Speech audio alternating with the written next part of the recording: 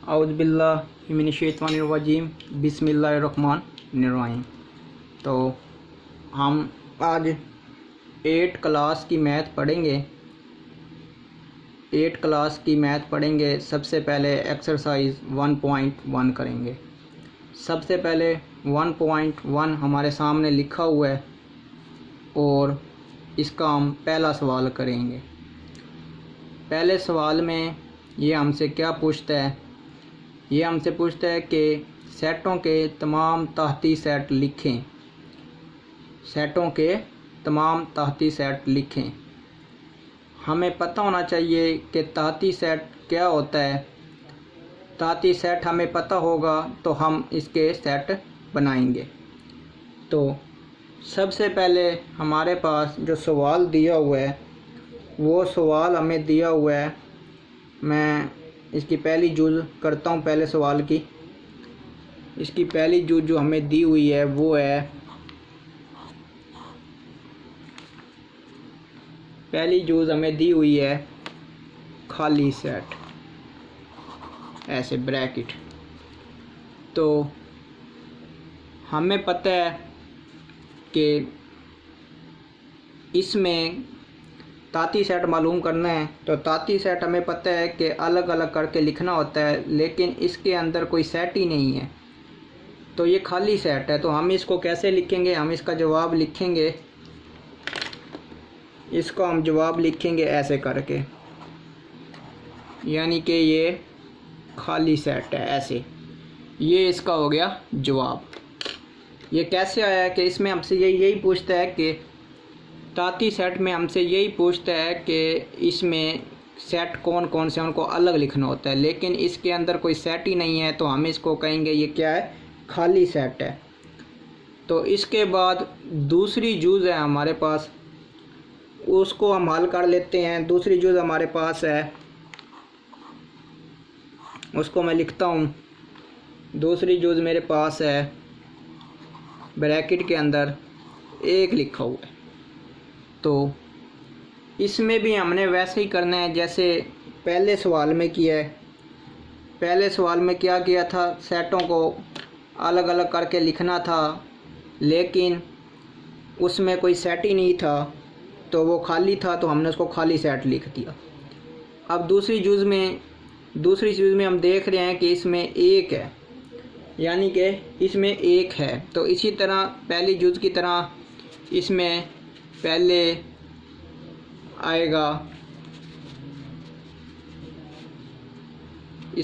आएगा खाली सेट। ऐसे खाली सेट आ गया। उसके बाद हम इसमें क्या लिखेंगे? 1 लिखेंगे। क्यों 1 लिखेंगे? क्योंकि इसमें 1 ही है, इसके अलावा कोई हिस्सा नहीं है। अगर इस सेट के अंदर ब्रैकेट के अंदर कोई और सेट होता, कोई और हिस्सा होता, एक मिसाल के तौर पे ले लें 2 और 3 होते साथ में, तो हम उन 2 और 3 को भी इसमें लिखते। लेकिन इसके अंदर और कोई हिस्सा नहीं है, ये खाली है, इसमें सिर्फ 1 है, तो हमने 1 इसमें लिख दिया। ये दोनों जुज़ों के ताती सेट मालूम हो गए हैं। तो हमने ताती सेट ही मालूम करने थे, तो ये ताती सेट मालूम हो गए हैं। इसके बाद हम तीसरी जुज़ देख लेते हैं। तीसरी जुज़ में वो क्या कहता है? तीसरी जुज़ में भी वो यही कहता है कि तीसरी जुज़ है ए और बी। उसको मैं लिखने लगा हूँ, ठीक है। तीसरी जुज़ तीसरी जुज़ मैंने लिखी है। उसमें वो कह रहा है कि हमारे पास ब्रैकेट के अंदर लिखा हुआ है ए और बी। अब ये इंतहाई आसान है। ए और बी लिखा हुआ है हमारे पास, तो इसको हम देख लेते हैं। ए और बी को हमने अब हल करने लगा हूँ मैं। तो ए और बी हमारे पास है, तो ए और बी को मैं हल करने लगा हूँ, ए और बी को।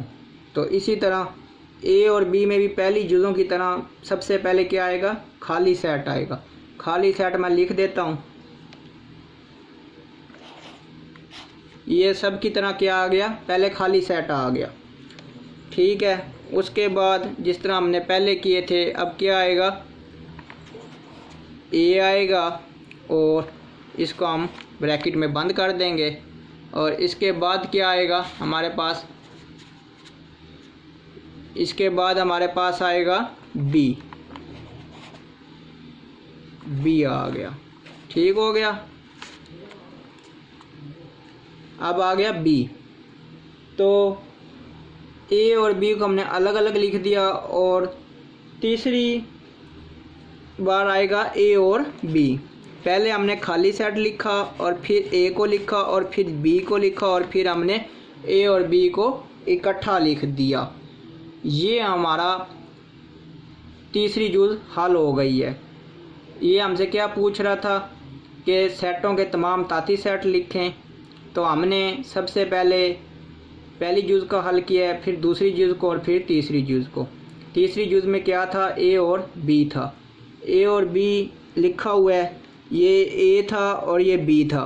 तो हमने पहले खाली सेट ले लिया, फिर इसको ए को अलग लिख दिया और फिर बी को अलग लिख दिया और फिर ए और बी को इकट्ठा लिख दिया।